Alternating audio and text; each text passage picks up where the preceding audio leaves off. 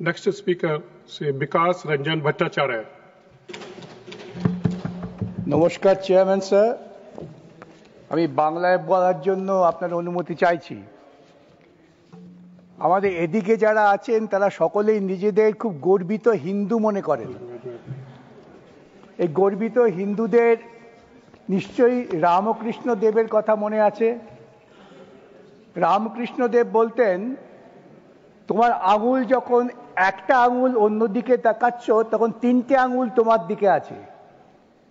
অর্থাৎ অন্য লোককে অভিযুক্ত করার আগে নিজেকে সংশোধন করার চেষ্টা করো। আমরা কি দেখতে পেলাম? ভারতবর্ষের বুকে সন্ত্রাসবাদকে দমন করার জন্যে আমাদের দেশে অনেক ব্যবস্থা নেওয়া হয়েছে, কিন্তু কয়েকটা অদ্ভুত কোইন্সিডেন্স। পুলওয়ামা ঘটেছিল একটা নির্বাচনের আগে, পহেলগাঁও ঘটল আরেকটা নির্বাচনের আগে। তো আমাদের দেশে এই সন্ত্রাসবাদী আক্রমণগুলো ঠিক নির্বাচনের মুখোমুখি কেন ঘটে, এটা একটা আমাদের অনুসন্ধান করা দরকার। এই নির্বাচনের সঙ্গে এই ইনসিডেন্টের কি যোগাযোগ আছে? সন্ত্রাসবাদকে দমন করতে গেলে সেটা বুঝতে হবে। আমরা আজ পর্যন্ত জানতে পারলাম না পুলওয়ামায় কি ঘটেছিল, পুলওয়ামার জন্য কারা দায়ী হয়েছিলেন। কিন্তু পুলওয়ামার পর একটা সার্জিক্যাল স্ট্রাইক হয়ে গেল এবং তখন বলা হলো, আজকে যা বলা হচ্ছে একই কথা বলা হলো, পাকিস্তানের কোমর ভেঙে দিয়েছি, সন্ত্রাসবাদ শেষ করে দিয়েছি, এখন আমরা গর্বিত ভারতবাসী, আপনাদের আর কোনো চিন্তা নেই। আমরা ডিমনিটাইজ করেছি। কেন ডিমনিটাইজ করলাম? না সন্ত্রাসবাদের কোমর ভেঙে দেব। আমরা আর্টিকেল 370 তুলে দিলাম, ভারতবর্ষের অতীত ইতিহাসের ঐতিহ্যকে ধ্বংস করলাম। কাশ্মীরি স্বাধীন রাজ্যের সঙ্গে ভারতবর্ষের যোগাযোগের সূত্র ছিল আর্টিকেল 370, সেটা তুলে দিলাম। কেন? সন্ত্রাসবাদ চলে যাবে। আজকে তো আমাদের ভাবতে হবে যে সন্ত্রাসবাদ গেল না সন্ত্রাসবাদকে আমরা নতুন করে উজ্জীবিত করলাম। আজকে আবার পহেলগাঁও ঘটে গেল। পহেলগাঁও ঘটলো ঠিক একটা নির্বাচনের মুখোমুখি, যখন বিজেপি বিহারে খুব বিব্রত, তখন ঘটিয়ে দেওয়া হলো এই আবেগটাকে আবার নির্বাচনে কাজে লাগাবার জন্যে। চেয়ারম্যান সাহেব, প্রথম যখন অল পার্টি মিটিং হয়, সেই পার্টি মিটিংয়ে সিপিআইএম এর পক্ষ থেকে আমি ছিলাম। আমরা পরিষ্কার বলেছিলাম কেন্দ্রীয় সরকার সন্ত্রাসবাদকে, সন্ত্রাসী ইন্ডিভিজুয়ালকে না, সন্ত্রাসবাদকে দমন করার জন্য যে ব্যবস্থা নেবে সমর্থন করব, কিন্তু ওই যুদ্ধবাজ হলে চলবে না। ওই জিঙ্গোইজম ভারতবর্ষের কৃষ্টির সঙ্গে খাপ খায় না। ভারতবর্ষ পৃথিবীর বুকে পরিচিত একটি শান্তিপূর্ণ দেশ, ননারায়ণ মুভমেন্টের নেতা, তাই সবাই ভারতবর্ষকে সম্মান করে। তা আর্টিকেল 370 হওয়ার পরেও কিন্তু সন্ত্রাসবাদ দমন হয়নি। আর সঙ্গে সঙ্গে কি হলো? আক্রমণ আর সঙ্গে সঙ্গে গোটা দেশ জুড়ে মানুষের মধ্যে বিভাজনের জন্য বিজেপি আইটি সেল প্রচারে নেমে গেল। হিন্দু দেখে দেখে খুন করা হয়েছে। কে দেখেছেন বাবা? যিনি দেখেছিলেন তখন তিনি কোথায়? কিন্তু আমরা একথা বললাম না যে একটি মুসলমান তরুণ তার পরিবারের কথা না ভেবে পর্যটকদের বাঁচাবার জন্য নিজের জান দিয়ে দিয়েছিলেন।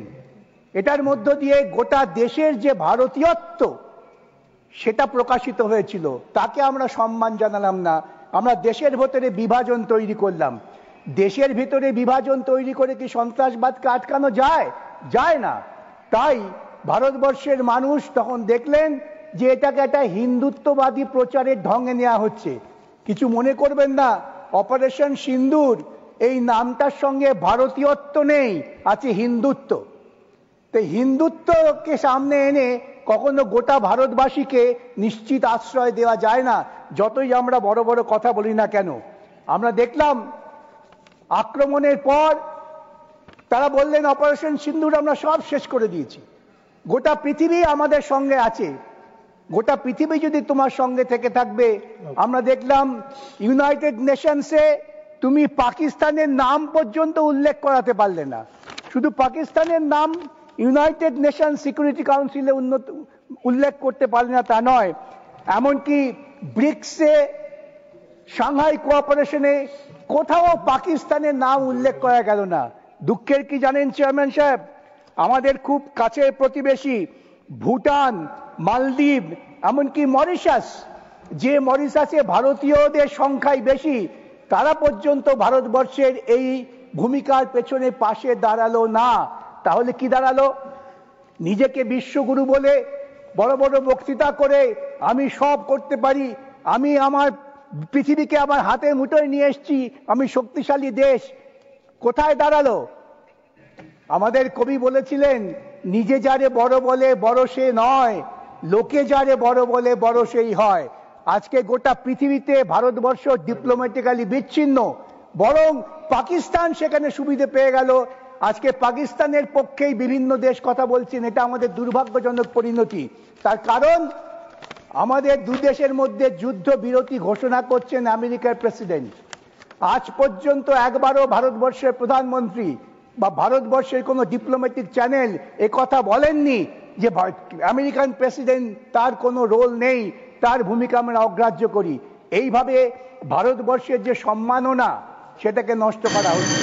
আমি অনুরোধ করব, আজকে ভারতবর্ষের ঐতিহ্য বজায় রেখে দেশের ঐক্য তৈরি করুন, দেশের মধ্যে হিন্দুত্ববাদী প্রচার ছেড়ে ভারতীয়বাদ প্রচার করুন। ভারতীয়ত্বই আমাদের একমাত্র আশ্রয়। এই কথা বলে সময় শেষ হয়েছে, আমি আমার বক্তব্য শেষ করলাম। নমস্কার। Thank you. Next speaker, Sri Subhash Chandra Bose Pillai.